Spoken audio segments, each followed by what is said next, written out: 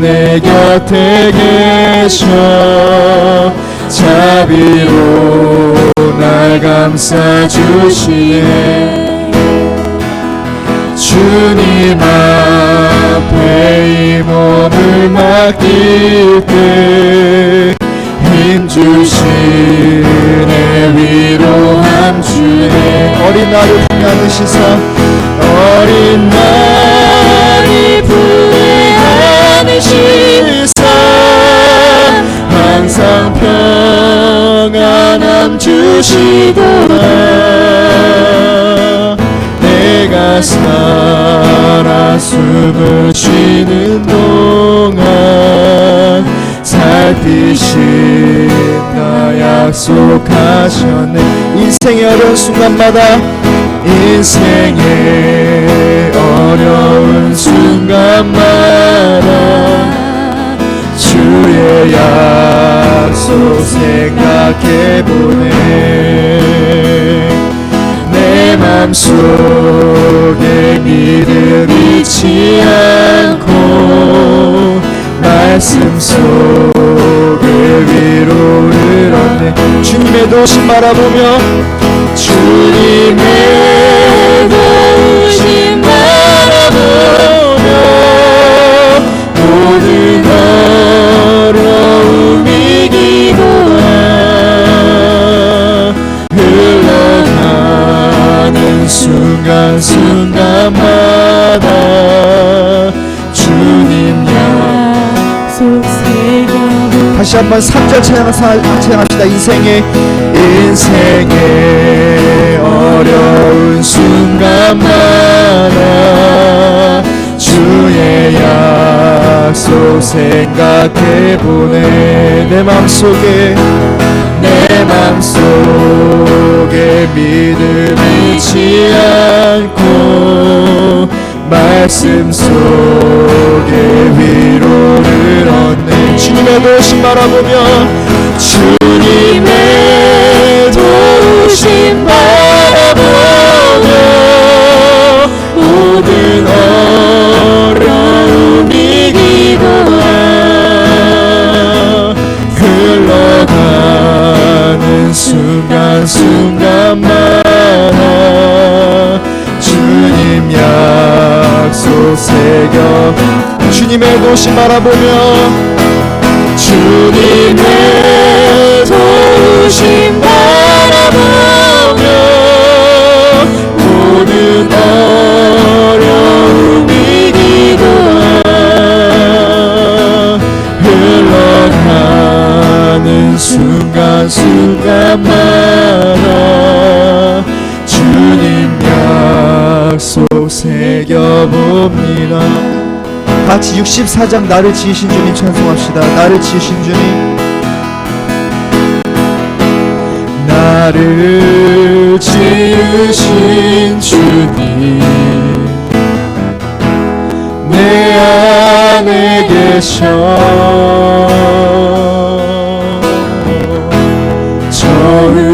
처음부터 내 삶을 그의 손에 있었죠. 나를 지으신 주님 내 안에 계셔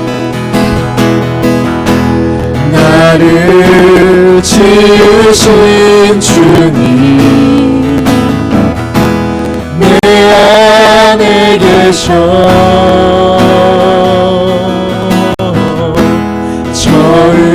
처음부터 내 삶 그의 손에 있었죠. 내 이름 아시죠? 내 이름 아시죠?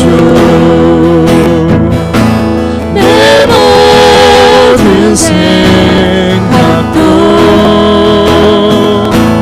내 흘리는 눈물 그가 닦아주셨죠. 그는 내 아버지 그는 내 아버지 난 그의 소유 난 그의 소유 내가 내가 어딜 가든지 날 떠나지 않죠. 내 이름 아시죠 주님? 내 이름 아시죠. 내 모든 생각도 내 모든 생각도 아바 나 부를 때 그가 들으시죠. 주님 내 이름 아시죠? 내 이름 아시죠. 내 모든 생각도 내 흐르는 눈물 그가 닦아주셨죠. 다시 한번 불러봅시다. 내 이름 아시죠? 내 이름 아시죠. 내 모든 생각도 아마 나 부를 때 그가 들으시죠. 이 시간 다같이 기도합시다. 우리 말씀을 들은 우리를 위해서, 또한 말씀을 전하신 목사님을 위해서 이 시간 기도하며 나갑시다.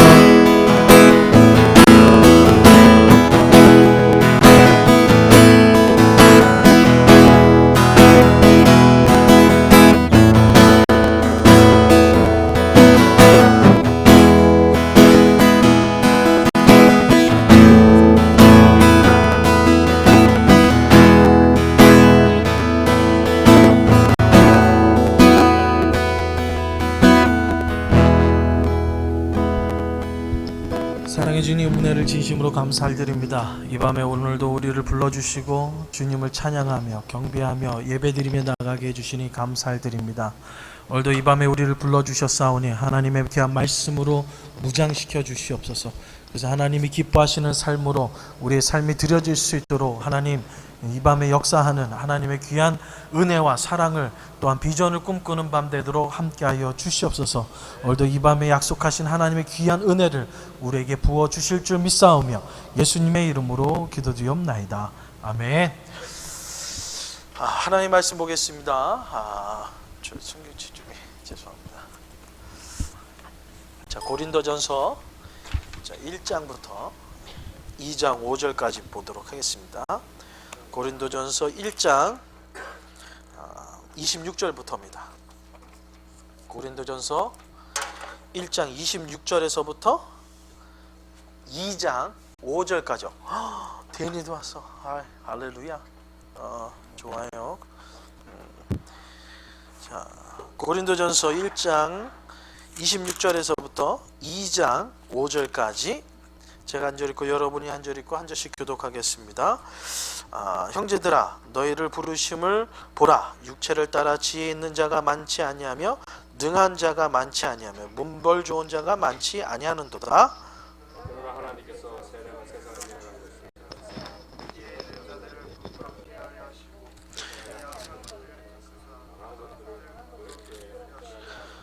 하나님께서 세상의 천한 것들과 멸시받는 것들과 없는 것들을 택하사 있는 것들을 폐하려 하시나니, 너희는 하나님께로부터 나서 그리스도 예수 안에 있고 예수는 하나님께로 나와서 우리에게 지혜와 의로움과 거룩함과 구속함이 되셨으니,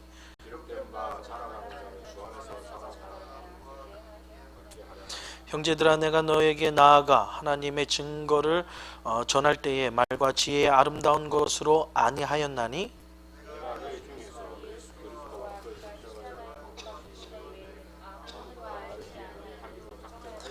내가 너희 가운데 거할 때에 약하며 두려워하며 심히 떨었도다.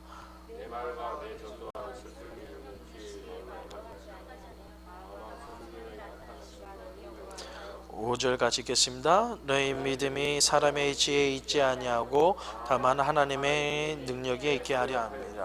아멘. 아멘. 우리가 계속해서 고린도전서를 우리가 강의하고 있습니다.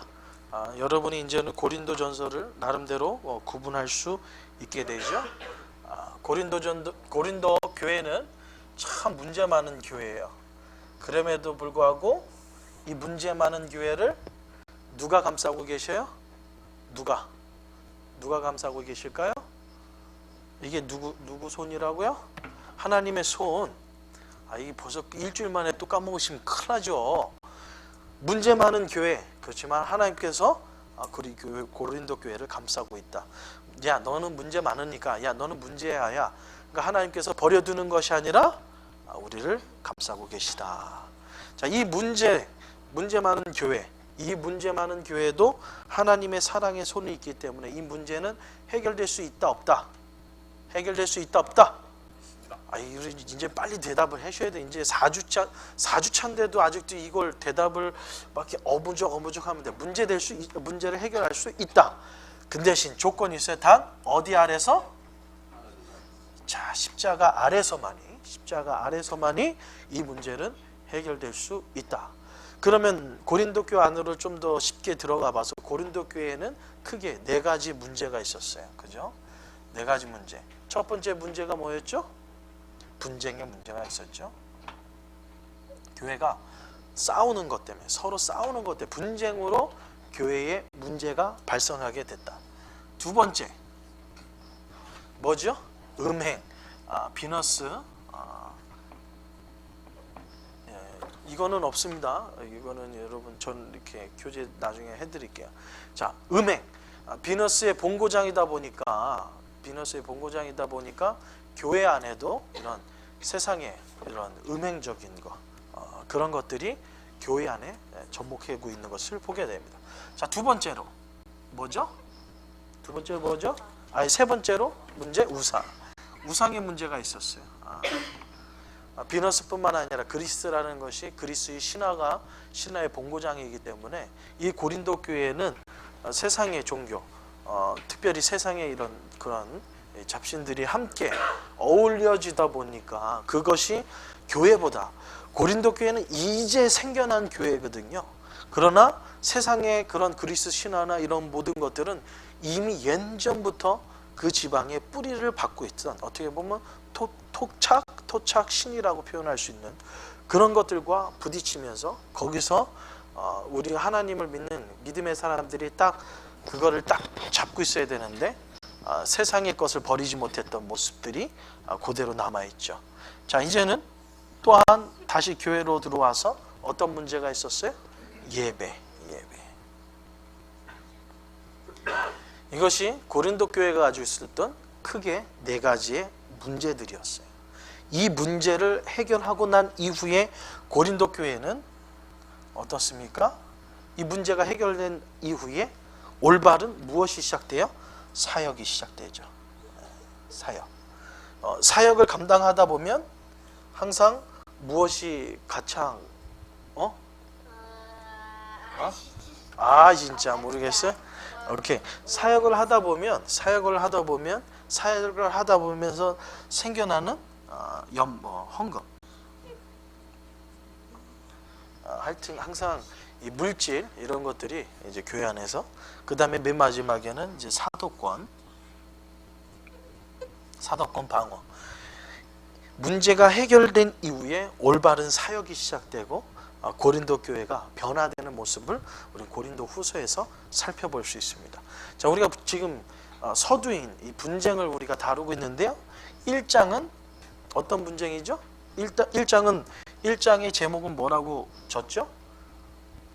1장은 좀 세게 줘요. 1장은 뭐요? 저 다음 주에는 이거 대답 안 하면 진짜 저 삐집니다. 아니 지금 몇 주째 한데 지금 아직도 이거 뭐였죠? 목사님 이런 눈초리면 안 돼요. 분쟁 소식이 일어납니다. 분쟁 소식의 핵심은 뭐예요? 하나님께서 여러분에게 그 많은 은혜와 사랑을 주셨는데 누구는 무슨 파다 파에 대한 분쟁이죠. 그것 때문에 일어나는 그러한 소식. 대표적인 파가 무슨 파죠? 고린도파. 예, 바울파. 바울파는 어떤 거에 속해요? 아, 우리 교회를 개척하신 목사님이신데. 아, 그래도 개척하신 목사님이 이거지. 그 후임에 오신 분은 그래도 개척 목사님. 또 다른 파는 어느 파 있어요? 예? 그리스도파. 그렇죠. 이 당시에 예수님을 그 당시에 직접 만나고 직접 예수님의 가르침을 받았던 분들이 존재한다라는 거죠. 그래서 다른이 뭐냐? 역시 예수님한테 직접 예수님은 그렇지 않던데 하면서 자기가 예수님과 함께 직접 만났음을 아주 그냥 이게 자랑하는 그것이 이제 교회 분쟁이 돼요. 또 하나의 분쟁의 부류가 있죠. 어느 부류에? 아볼로파.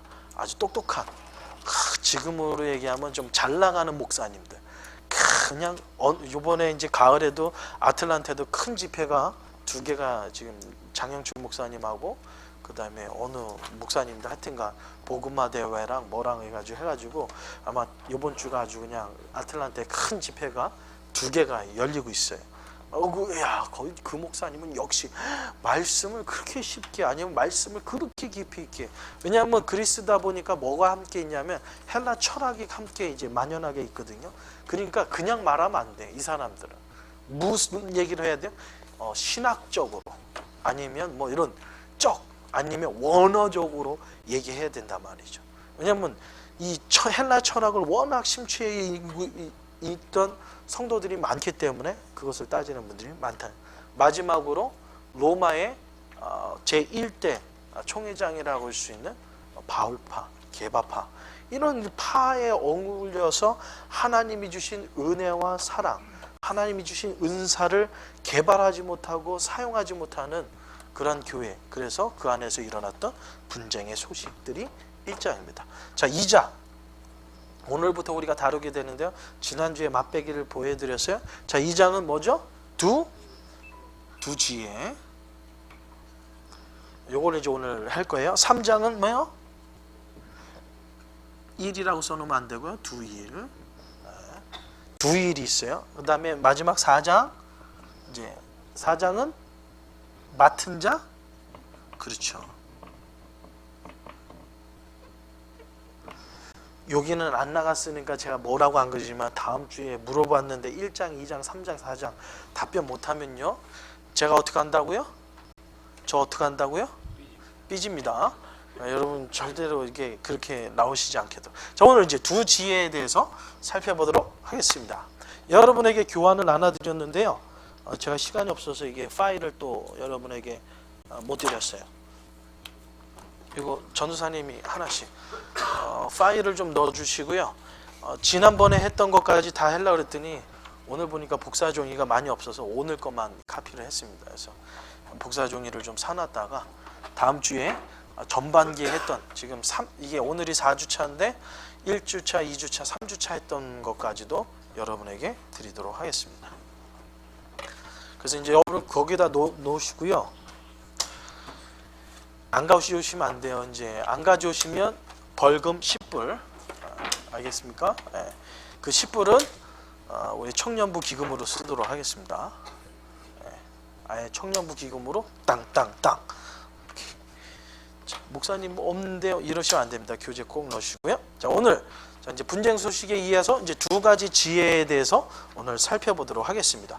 자, 고린도 교회 신자들은 분열이 되어 그리스도 안에서 그들의 지위에 합당하게 살지 못했습니다. 그 이유를 고린도전서 1장과 2장에 걸쳐서 사도 바울은 2가지로 얘기하고 있는데요. 첫 번째는 뭡니까? 바로 복음을 세상의 지혜로 지혜와 혼합하고 있기 때문에 복음을 하나님이 주신 하나님의 지혜로 또 하나님께서 우리에게 주신 천국으로 갈 수 있는 우리에게 주신 하나님의 복된 소식으로 받들지 않고 무엇으로 해석하려고 그랬어요? 내가 가지고 있는 지식으로 복음을 해석하려고 했던 것이 바로 고린도 교회의 분열의 시작입니다. 예를 들면 자, 하나님의 복음을 복음대로 믿어야 되는데 자신의 지혜로 해석해요. 어떤 오류를 범할 수 있을까요? 첫 번째를 보면 좀 가볍게 출발을 하도록 하겠습니다. 좀 더 실질적으로 우리의 삶 속에 만약에 여러분 지금은 만약에 뭐 한국 분들은 좀 그런 걸 좀 만나보기가 쉽지 않아요. 미국의 70년대 80년대에 청소년들을 강타했던 음악의 장르가 있어요. 어떤 장르일까요? 70년대와 80년대 초를 미국 청년들을 강타했던 뮤직의 장르가 있어요. 무슨 장르일까요? 락이죠. 락은 이렇게 평범한 뭐 양복 입고나 아니면 이런 티셔츠 입고 락을 한다고 하지 않죠. 어떻게 할까요?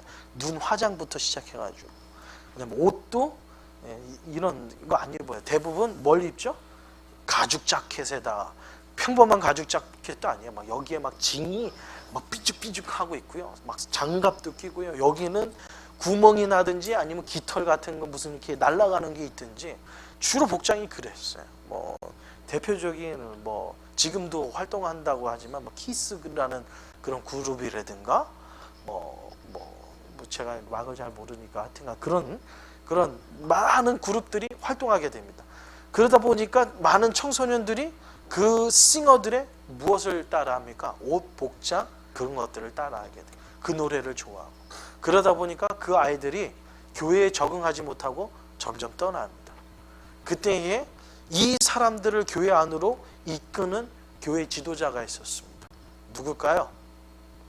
미국으로 따지면 뭐 지금은 좀 그 기업 그 그룹들이 그런 큰 활동을 하지 않지만 빌리 그레이엄 전도 집회예요. 빌리 그레이엄 전도 집회 캘리포니아에서 있었던 전도 집회 때 어떤 일이 벌어지냐면 이 락을 심취했던 청소년들이 그 복음을 듣고 싶어서 이 집회에 옵니다. 그랬더니 사람들이 어떤 눈초리를 바라볼까? 야, 역시 우리 청년들이 깨어지기 시작했구나.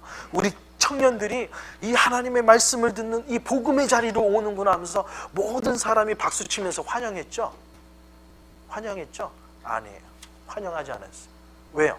복장이 특이하거든요. 그리고 이 사람들은 스타일이 여러분들은 자리에 잘 앉아있지만 의자에 잘 앉아있는 스타일이 아니에요. 주로 어떤 스타일이에요? 주로 그냥 바닥에 앉는 스타일이에요. 그리고 이 분들은 상당히 적극적이기 때문에 맨 뒷자리를 선호할까요? 맨 앞자리를 선호할까요? 앞자리를 선호한다. 빌리그레이엄 목사님이 전도 집회를 하는데 100여 명의 우르르 락을 추종하는 사람들이 빌리그레이엄 목사님의 전도 집회에 지금 오는 거예요. 지금 막 3만 명 넘게 수많은 사람들이 있는데 저 뒤에서부터 이 검은 자켓부터 시작해가지고 머리는 어때요? 펑크 머리를 하고 막 칼라칠하고 얼굴에는 그냥 괴물같이 칠하. 그게 그냥 당연하시 생각했던 그러한 사람들이 100여 명이 우르르 신발은 어떻습니까? 이게 정상적인 신발을 안 신어요. 이만한 부츠를 신든지 아니면 맨발이든지 샌달이든지 그런 사람이 100여 명이 여러분 온다고 생각을 해보세요. 많은 사람들이 그리요. 그 뒤에 우리 미국이 깨어나기 시작했구나. 천만의 말씀이에요. 만만의 말씀. 그렇지 않습니다. 다 색안경 끼고 저 사람들이 혹시나 우리 집회를 해코지하진 않을까. 저 사람 예배 태도가 뭐 저래. 앉아가지고 의자에 앉는 것도 아니고 그냥 땅바닥에 앉아가지고 그냥 이렇게 얌전하게 듣기나요? 어떤 사람은 뒤로 누워있기도 하나. 너무나도 자연스러운 그런 프리스타일. 적응하기가 되지 않죠. 이 말을 왜 여러분에게 해드릴까요? 복장, 뭐 복장도 될 수 있고요, 직업도 될 수 있어요. 이것에 대한 하나님의 복음이 있는 곳에 하나님의 은혜와 함께 있는 것을 순수하게 받아들여야 되는데 자신의 지혜로는 교회에 이것이 용납이 안 되는 거예요. 이런 것들, 이런 사람들이 오는 거. 대표적으로 직업. 우리 대한민국 사람들은 주로 어떤 직업의 사람들을 기피할까요? 대부분 술집에 계시는 아가씨라든가 아니면 또 어떤 사람을 기피하죠? 직업에서는 주로 따지면 죄송합니다만 조폭이라고 할 수도 있고 깡패 같은 사람, 이런 사람들 상당히 기피하죠. 또 어떤 직업들 기피하죠? 교회 안에서는요? 사채업자. 왜냐하면 이 고리대금을 너무 많이 받아가지고 이런 사람들이 교회에 오는 것을 왜냐하면 이 지식으로는 이런 사람은 복음을 받으면 안 돼. 이 사람들은 구원받으면 안 돼. 이런 사람은 예수 그리스도를 믿고 변화되면 안 된다는 거죠. 교회 안에서 이러한 지식들, 복음을 하나님의 말씀 그대로 받아들이는 것이 아니라 세상의 지혜와 세상의 잣대로 그 모든 것들을 판단하기 시작하는 것. 이것이 오늘 사도 바울이 얘기하는 잣대란 말이죠. 그렇다고 해서 음행이나 우상 숭배를 교회 안에 접목시키자라는 게 아니에요. 이런 곳에 있는 사람도 뭐가 필요하다는 거예요? 복음이 필요하다는 거예요. 근데 고린도 교회가 망연했던, 고린도 교회가 이 분열했던 이유는 뭐냐면 복음을 무엇으로? 복음을 하나님의 은혜로, 복음을 순수한 하나님의 기쁨의 소식으로 받아들이는 것이 아니라 무엇으로 받아들여요? 세상의 지혜로 이 모든 것을 판단한단 말이죠. 복음을 세상의 지혜로 판단하는 그 순간 교회 안에서는 뭐가 일어날 수 있어요? 분열이 일어날 수 있다라는 거죠. 이거는 뭐 여러분이 나름대로 구별을 한다 하더라도, 그러면 좀 더 좀 디테일하게 좀 여러분에게 들어가면 세상의 지혜로 좀 따져보자는 거죠. 자, 여러분에게 지혜 말씀을 드리도록 하겠습니다. 자, 우리 나눔교회가 지금 거의 뭐 주일학교부터 시작해서 출석 인원을 한 40에서 45명 정도 봅니다. 자, 올 연말 안에 몇 개월 남았어요? 예? 3개월 남았어요. 3개월이 남아있는 이 상태에서 올 연말 12월 크리스마스 때 우리 나눔교회가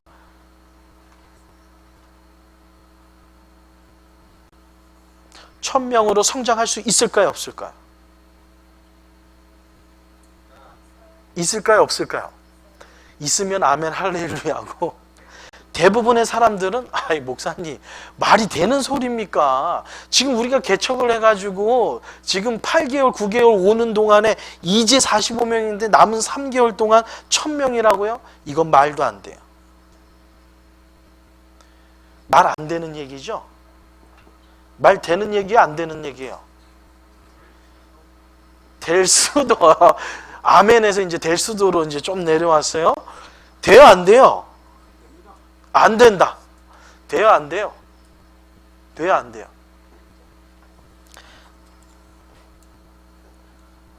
안 된다. 된다. 우리 형제님 말이 맞아요. 고린도 교회로 보면 될 수도 있고 안 될 수도 있어요. 이것을 오늘 사도 바울이 지적하는 거예요. 자, 되지 못하는 이유는 뭘까요? 되지 못하는 이유는 뭘까요? 45명에서 1000명이 못 되는 이유가 뭘까요? 그렇죠. 교회가 작아서. 교회가 작다. 그리고 또 왜 안 될까요? 예? 아니, 얘기를 해보세요. 왜 안 될까요? 오케이. 교회가 작다. 교회가 작고 주차장에 문제가 있다. 그리고 또 뭐 때문에 안 돼요? 숫자를 너무 작아요. 숫자. 이거는 어떻게 보면 계획적이죠. 여기서 이렇게 간다는 이 계획은, 이 숫자라는 것은 이거는 올바른 계획이 되지 못한다. 자, 그러면 이제 될 수 있는 거. 될 수도 있잖아요. 어떻게 될 수 있을까요?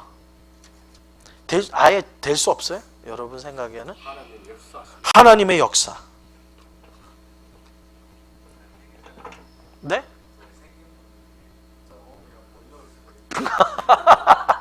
뭐 연예인이 만약에 뭐 요즘에 이렇게 뭐 이게 무슨 그룹이에요? 이게 무슨 그룹이에요? 예? 크레용팝이 갑자기 한국의 모든 걸 접고 은혜를 받아서 나눔교회 출석하기로 작정하는 그 순간, 우리는 1000명이 아니라 그거보다 더한 역사를 일어날 수가 있겠죠.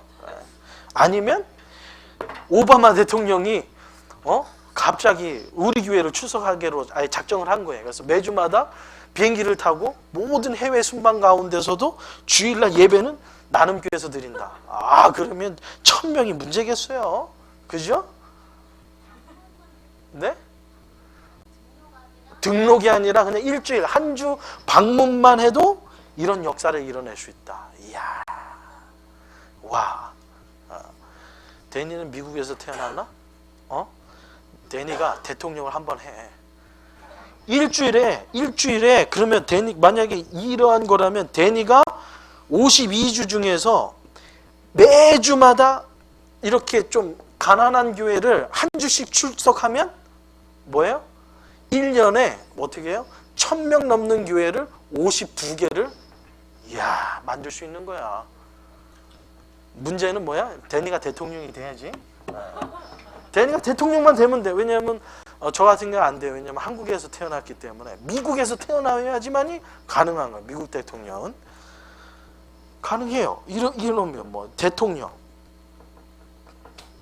이러면 가능하겠죠. 근데 제일 중요한 건 이거죠. 이거. 오늘 세상의 지혜와 이 복음의 세상의 지혜를 보면 목사님 이게 됩니까? 이건 말도 안 되는 이런 계획을 세우는 것이 말이 됩니까? 교회 안에서 우리가 이거를 얘기했지만 말도 되지 않는 일들을 우리가 할 수가 있어요. 그러니까 저 같은 경우 무리한 계획을 좀 좋아하는 편은 아닌데 이런 역사들. 예수님이 있을 때 38년 된 병자가 한 번도 치료 안 받지 못했던 그 병자가 말씀 한마디에 날 수 있다라는 거, 이런 이유로 거부가 됐습니다. 그러나 주님은 이루셨어요. 죽은 나사로.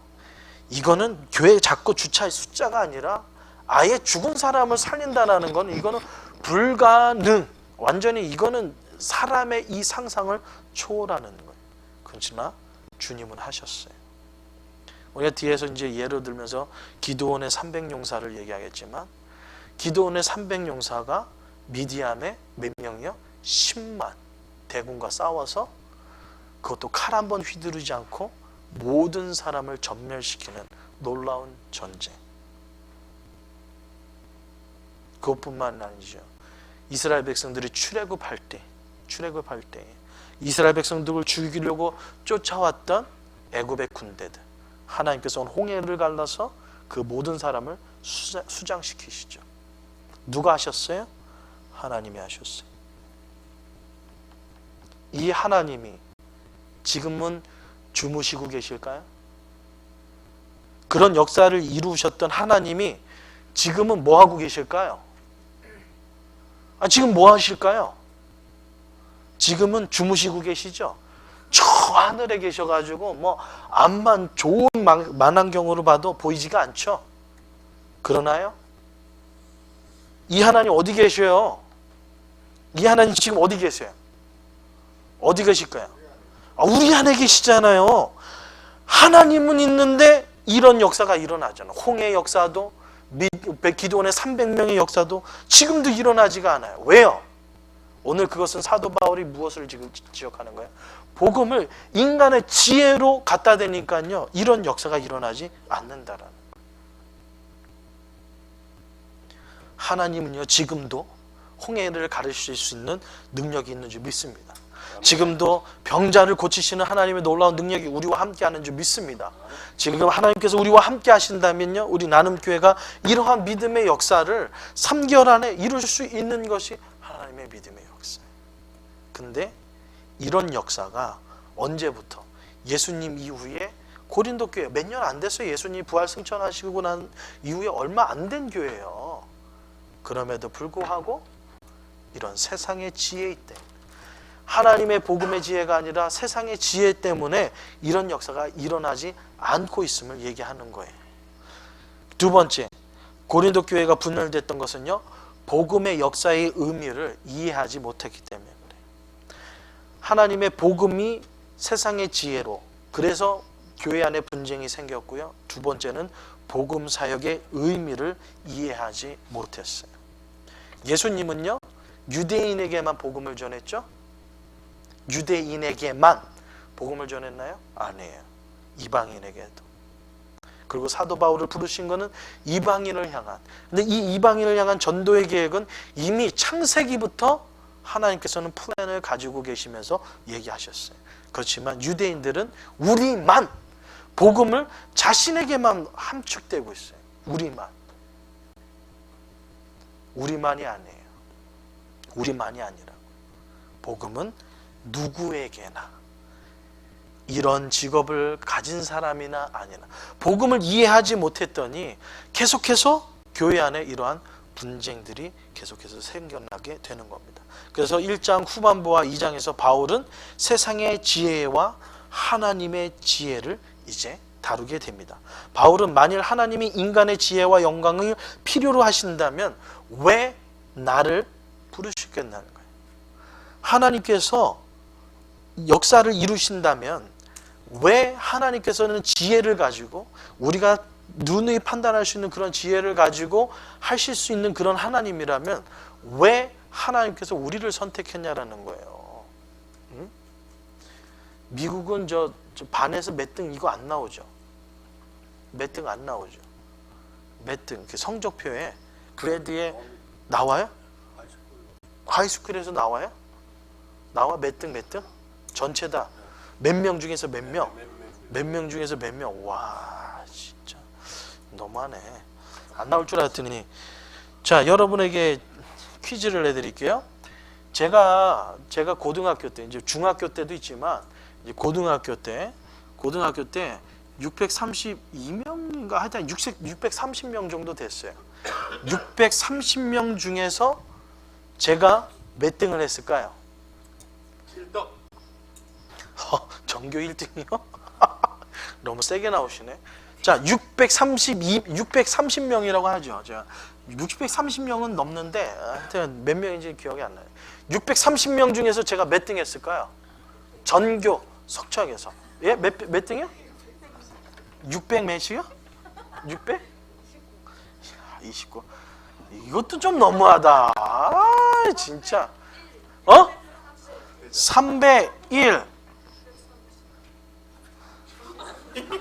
이것도 너무하던데 630이야? 몇 등 했을 것 같아, 목사님? 600등. 근사치를 마치신 분은 내가 따준 게 한 명만 더.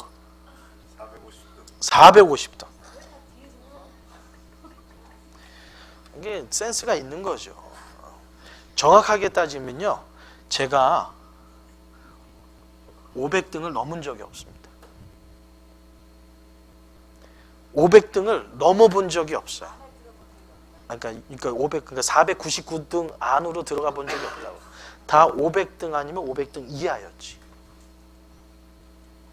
하나님께서 하나님의 위대한 역사를 쓰시는데 지혜가 있는 사람을 하나님께서 쓰신다. 사도 바울이 얘기 그거거든. 그렇다면 하나님께서는 나를 사용하지 않았을 거네. 사도 바울은 얘기할 만해요. 왜냐하면 하버드를 수석으로 나올 만한 이게 가브리엘의 문화, 가말리의 문화 뭐 이런 것들이 이 아주 그냥 수석, 아주 그냥 이게 학식이 높은 그런 집안 대를 얘기하는 거거든요. 사도 바울은 그런 얘기 할 만해요. 그럼에도 불구하고 하나님은 지혜, 세상의 지혜로 하나님의 역사를 감당한다면 하나님께서는 나를 쓰지 않았을 거라는 거예요. 왜? 나보다 더 뛰어난 지혜 있는 사람이 많거든요. 말할 수 있는 사람도 못하는데 500등도 630명 중에서 500등도 못해본 제가 하나님의 역사를 감당하는데 하나님께서 지혜로 하신다 그러면 나 같은 사람이 하나님께 쓰임 받을 수 있을까요? 쓰임 받지 못합니다. 근데 성경을 보면요, 놀랍게도 이런 사람들을 쓰셔요. 첫 번째, 성경에는 그리스도의 역사상 무명인들을 취하여 어떻게 위대한 지도자가 되게 하셨는지를 우리에게 나타냈습니다. 첫 번째, 누굴까요? 아브라함. 우리가 아브라함, 믿음의 조상이라고 표현하지만 실질적으로 아브라함을 냉철하게 우리가 세상의 지혜로 우리 아브라함을 판단해 보면 이 아브라함이 얼마나 형편없는 사람인지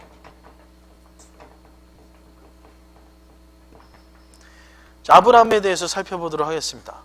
메소포타미아 지역에서 아브라함의 아버지, 할아버지, 조상들이 뭐 하던 사람이었어요? 우상 만드는 사람이었어요. 이 가문은요, 우상 만드는 집안의 가문이에요. 그 메소포타미아 지역에 있는 갈대아 우르에서 우상 만드는 사람의 가문 속에서 아브라함을 끄집어내서 야, 너 내가 지시한 땅으로 가 하나님께서 불러주셨어요. 아니 이 땅에 쓰신 다음에 하나님의 사람을 쓰려면 하나님을 잘 믿는 사람을 써야지 우상의 가문에서 사람을 뽑아서 이 사람을 믿음의 조상을 삼는 거예요. 내가 지시할 땅으로 가.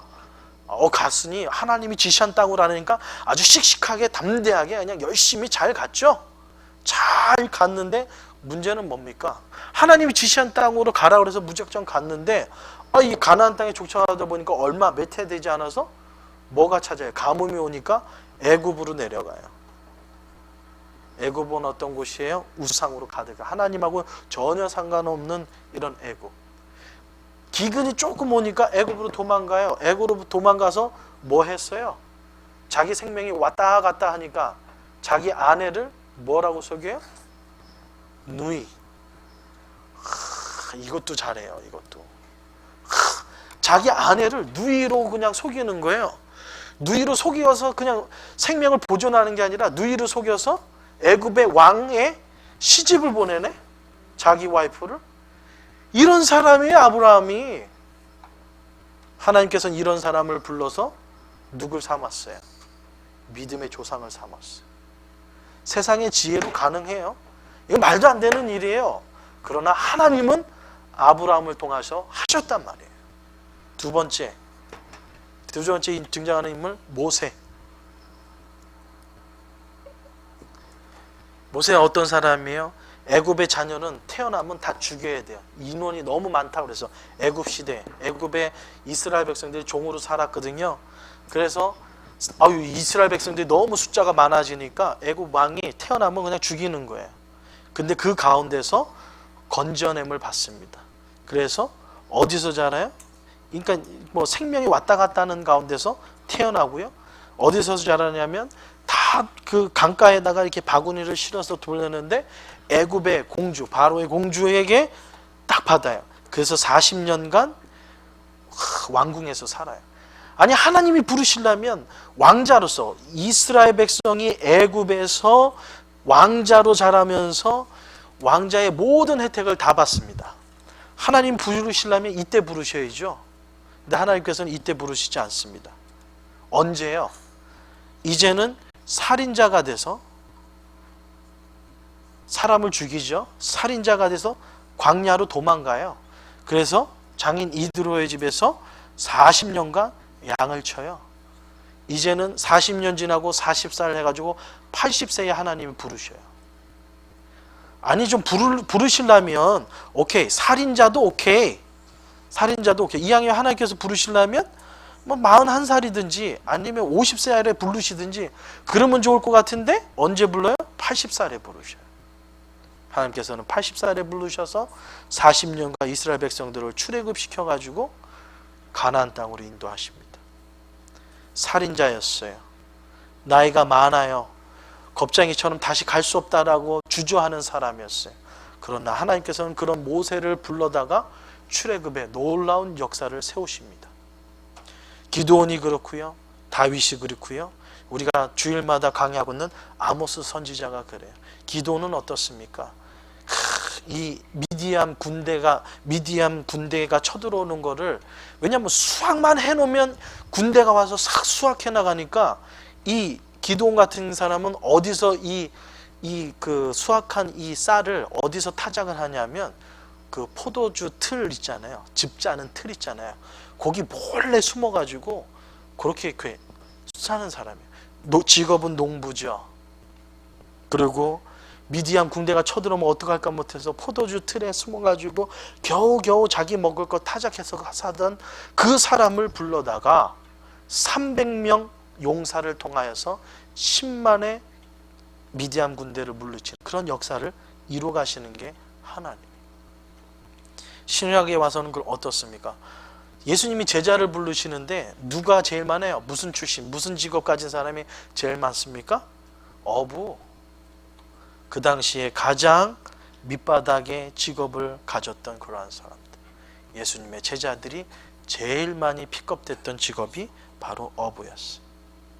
이것은 바로 세상의 지혜로는요 도저히 해석되지 않는다라는 것입니다. 하나님의 지혜, 하나님의 주시는 그 은혜 아니고는 이러한 역사는 결코 일어날 수 없다라는 거예요. 그러한 맥락에서 오늘 사도 바울은 세상에 있는 이 지혜가 아닌 바로 하나님이 우리에게 주시는 지혜가 필요함을 우리에게 얘기해 주고 있습니다. 오늘 세상의 지혜와 하나님의 지혜만 우리 잠깐 구별하고요. 두 영과 그 두 종류의 인간은 다음 주에 하도록 하겠습니다. 자, 여러분에게 표 나눠드렸던 그 띄엄띄엄 있죠? 자, 이 세상의 지혜. 자, 고린도전서 1장 17절과 2장 4절에는요. 어떤 지혜예요? 세상의 지혜는 뭐예요? 말의 지혜예요. 말의 지혜라는 것은 뭐가 있을까요? 힘이 없다라는 거예요. 하나님의 지혜는 말뿐 아니라 뭐가 함께 옵니까? 능력의 지혜. 여러분 그 나눠드린 교재 안에 있어요. 밑에 하나님의 지혜 이렇게 구분되어 있는 그 부분을 하시면 되겠습니다. 말로 끝나는 것이 아니라 하나님의 지혜는 말로 끝나는 것이 아니라 능력이 우리에게 선포된다라는 거죠. 두 번째, 2장 4절에 인간의 말과 성령의 말, 어느 게 더 셀까요? 어느 게 더 역사가 클까요? 성령의 말. 그래서 우리는 하나님의 말씀을 가까이 해야 됩니다. 고린도전서 1장 20절에 나오는 하나님 보시기에는 세상의 지혜는 미련한데 하나님의 지혜는 누가 보기에 미련해 보여요? 인간들이 보기에는 미련해 보이거든요. 아니 어떻게 이런 게 가능합니까? 이제 45명인데 어떻게 1000명이 돼요? 불가능합니다. 정말 세상 사람들이 보면 웃을 일이죠. 그렇지만 하나님께서는 그것을 부끄럽게 할 만큼 그런 능력이 있다라는 거죠. 세상의 지혜가 뛰어난 사람을 우리는 철학자라고 얘기합니다. 하나님의 지혜가 뛰어난 사람을 우리는 누구라고요? 전도자, 일명 하나님의 사람이라고 얘기합니다. 세상의 지혜가 오는 것은요, 오히려 우리가 이렇게 넓어지는 학식이 아니라 바로 무지함이 세상의 지혜의 끝입니다. 그렇지만요, 하나님의 지혜는 누구를 알아요? 하나님이 어떤 분이시는가, 하나님이 우리의 가정에 함께 하시며 어떤 역사를 이뤄내실 분이라는 것을 우리는 하나님을 알게 되는 거예요. 여러분 교회 다니는 거, 우리 이렇게 성경 공부하는 거 결론적으로는 누구를 알기 위한 거예요? 하나님을 알기 위한. 이스라엘 백성들이 이 고린도 교회도 하나님을 알았다면, 예수 그리스도의 십자가를 알았다면 싸워요, 안 싸워요? 안 싸워요. 그렇다면 결론적으로 이거는 바로 세상의 무지함이라는 거죠. 지혜는 뛰어난데, 하나님이 주신 은사는 뛰어난데, 하나님이 주신 물질의 축복, 건강의 축복, 지혜의 축복이 있는데 이것을 하나님의 역사가 아니라 인간으로 하니까 교회 안에 문제가 생기는 거예요.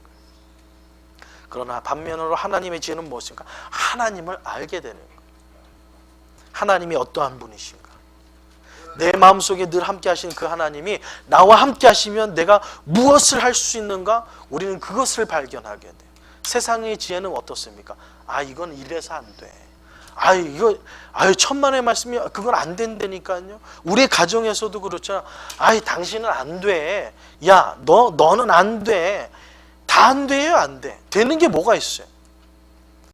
죄송합니다. 우리 지사님 가정에서 되는 게 뭐가 있어요? 우리 지사님 가정에서 되는 게 뭐가 있어? 뭐만 돼요? 응? 수미 사모님, 우리 집에서 가능한 게 뭐가 있지?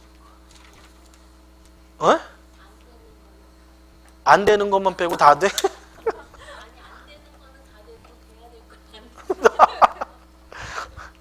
반대 아닌가? 아, 다 안 돼요. 뭐 우리 애들이 뭐 한다 그러면 아예 안 돼. 일단 그거부터 시작해줘. 우리 애들이 좀 뭐 좀 해보겠다 그러면 안 돼. 야, 그건 너 이거 아니야. 이거 해야지. 여러분이 디렉션을 너무나 잘 주시죠. 아이, 큰일 나죠. 뭐 했다 그러면. 막 남편이 좀 뭐 좀 한번 해보겠다 그러면 뭐예요? 돼요, 안 돼요?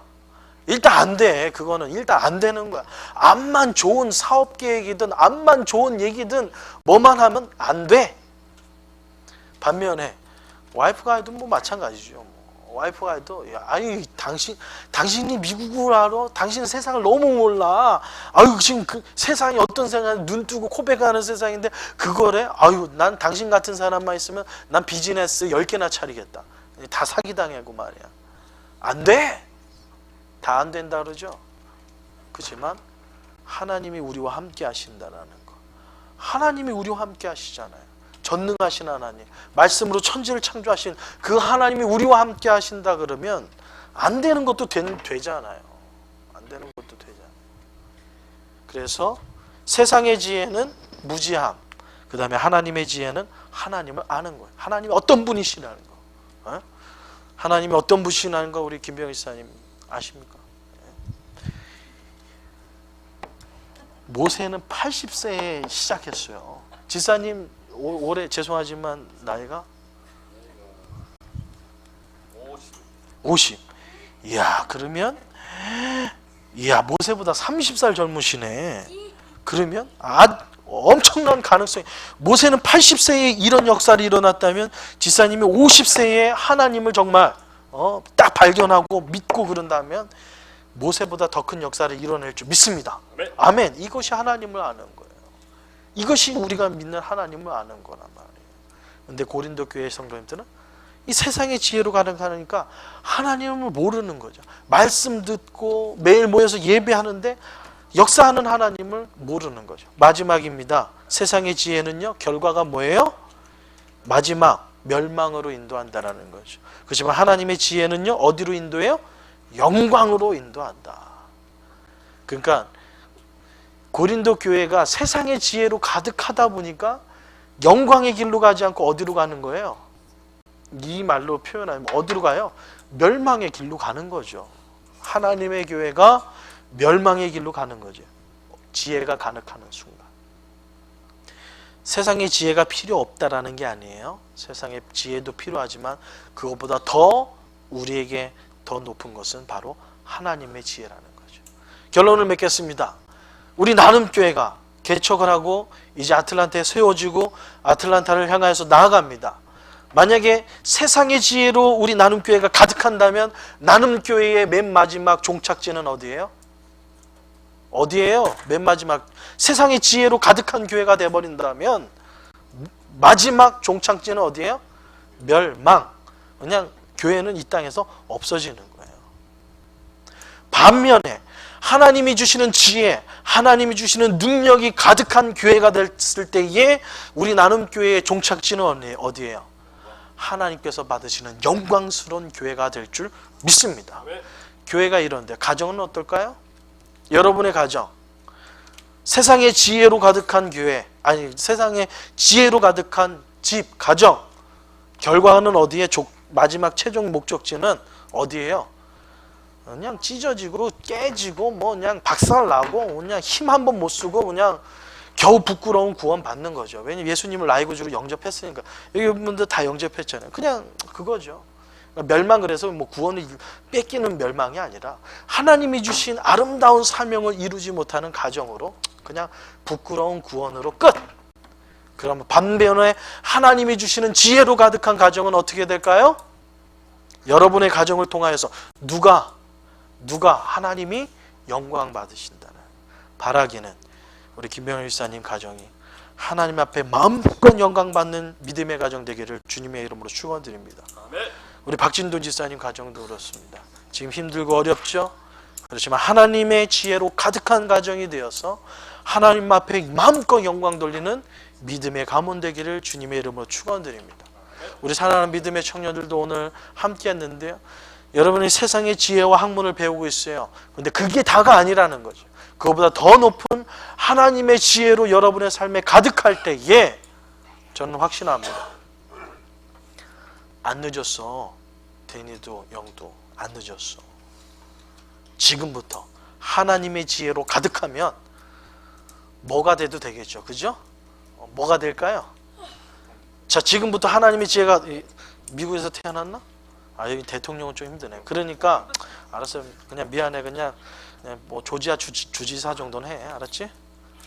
조지아 그거는 할 수 있더라고요. 주지사는 뭐 미국의 시민권이면 다른 나라에서 태어났어도 가능해요. 미국에서 태어난 우리의 믿음의 자녀들 대통령을 뛰어넘는 정말 세계를 정말 이렇게 하는, 요즘에 대한민국 사람들이 정말 저거 있잖아요. 뭐도 하고 있죠? 우리 한국 사람이, 한국 2세들이 뭐죠? 세계 이게 유엔 사무총장도 우리 한국 분이 하고 있죠. 그 다음에 세계은행인가요? 세계은행 총재도 한국 사람이 하고 있죠. 이야, 하나만 빼면, 하나만 하면 세 개자 들어가는 그 금융, 경제, 정치 다 잡을 수 있대요. 하나가 이제 남아 있는데 이것도 한국 사람 되면 참 좋겠다고 얘기는 하긴 하는데, 지금 대한민국이 이 세 개를 그 주무르는 정치, 경제, 문화, 거기서 두 개를 지금 대한민국이 잡고 있어요. 대한민국의 뿌리가. 미국 대통령은 임기가 여기는요, 잘만 하면 그냥 계속 연임할 수 있는 거예요. 그런 여러분의 자녀들이 정말 세계 은행 총재가 나오기를 주님의 이름으로 축원드립니다. 아멘. 아멘. 아니, 여기가 크니까 우리 여기서 나오겠네. 네? 그런 세계, 그다음에 뭐라죠? 유엔 사무총장이 정말 우리 믿음의 자녀들을 통해서 나오기를 주님의 이름으로 축원드립니다. 아멘. 여러분, 아멘. 목사님, 요만한 교회에서 뭐가 나오겠어요? 여러분, 이게 세상의 지혜라니까요. 아멘 하면서 나가는 것이 하나님의 지혜. 하나님, 나는 할 수 없어요. 그렇지만 누구나 할 수 있는 거예요. 하나님은 할 수 있다니까요. 그게 하나님의 지혜로 가득한 삶이라는 거예요. 그게 하나님의 지혜로 가득해야지 이런 분쟁이 없어지는 거예요. 여러분의 가정에도 힘이 있고요, 능력이 있고요, 그런 믿음의 역사가 일어나는 거예요. 결론의 말씀을 맺습니다. 여러분의 가정이 세상의 지혜가 아니라 하나님의 지혜로 가득 찬 여러분의 가정 되기를 주님의 이름으로 축원드립니다. 기도하겠습니다. 사랑해 주님 감사합니다. 오늘도 이 밤에 함께하여 주셔서 세상의 지혜가 아니라 하나님이 주신 지혜로 가득한 우리 나눔교회 온 성도님들에게 하여 주시고, 우리 온 성도님들의 가정 되게 하여 주셔서 세상의 지혜로 움직여지는 우리의 삶이 아니라 하나님이 주시는 지혜로 승리하는 우리 온 성도님들 되게 하여 주시옵소서. 그러하여서 분쟁이 아니라 하나된 모습으로 하나님이 기뻐하시는, 하나님께서 마음껏 영광 받으시는 가정과 나눔교회 되게 하여 주시옵소서. 지금은 우리 주 예수 그리스도의 은혜와 우리 아버지 하나님 무한하신 사랑과 성령님의 감화감동 교통하심이 세상의 지혜가 아니라 하나님의 지혜로 승리하기로 다짐하는 우리 온 성도님들에게 하나님께서 놀라운 은혜를 부어주시기를 성부와 성자와 성령의 이름으로 간절히 축원합나이다. 아멘. 아멘. 할렐루야. 오늘 예배를 마쳤습니다. Why?